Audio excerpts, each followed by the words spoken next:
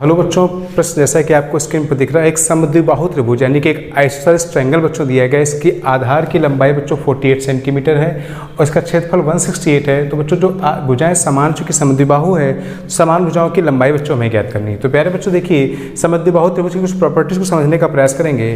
प्यारे बच्चों यहाँ से बच्चों हमने क्या डाला है कि यहाँ पर लंबा डाला है, इसका हमने नाम दिया है बच्चों डी। क्या डाला बच्चों? लंब डाला है। तो बच्चों एक बात ध्यान रखनी है कि समद्विबाहु त्रिभुज में माध्यिका ही शीर्षलंब होती है। समद्विबाहु और समबाहु त्रिभुज में माध्यिका ही शीर्षलंब होती है। माध्यिका बच्चों मतलब क्या है?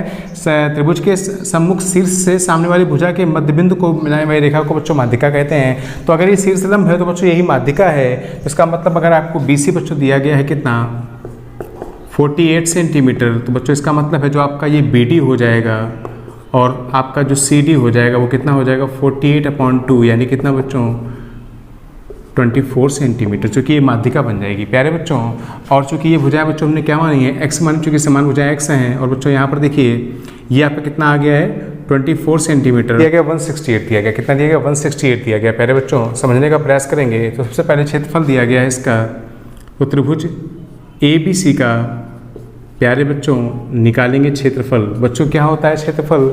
1/2 बेस इंटू हाइट, यानी कि 1/2 आधार बच्चों क्या है आपका BC और हाइट बच्चों जो शीर्षलंब है वह क्या है आपका AD है।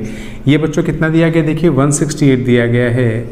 तो ये कितना हो जाएगा 1/2 BC कितना बच्चों आपका BC 48 है और बच्चों ये कितना है AD है। बच्चों कट करेंगे बच्चों कितना हो जाएगा 24 टाइम्स, और इसको बच्चों ऐसे कट कर 7 बार कट जाएगा। तो बच्चों AD आपको कितना मिल जाएगा यहाँ से 7 सेंटीमीटर। प्यारे बच्चों AD अगर आपको मिल गया है 7 सेंटीमीटर, तो बच्चों यहाँ पर एक समकोण त्रिभुज दिख रहा है आपको। क्या दिख रहा है? समकोण त्रिभुज, यानी कि समकोण त्रिभुज बच्चों ले लेंगे हम लोग कौन सा ADB में।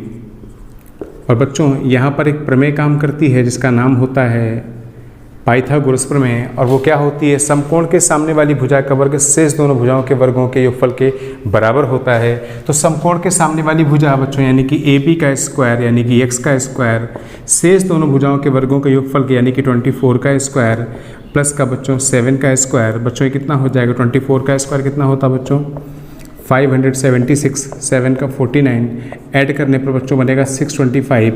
तो बच्चों x कितना आ जाएगा आपका 25 सेंटीमीटर आ जाएगा। कितना आ जाएगा? 25 सेंटीमीटर आ जाएगा। यानी इसकी जो समान भुजाओं की लंबाई है बच्चों वो कितनी है 25 सेंटीमीटर। वो आपका 4 नंबर सही हो जाएगा। विकल्प नंबर इसका 4 सही हो जाएगा।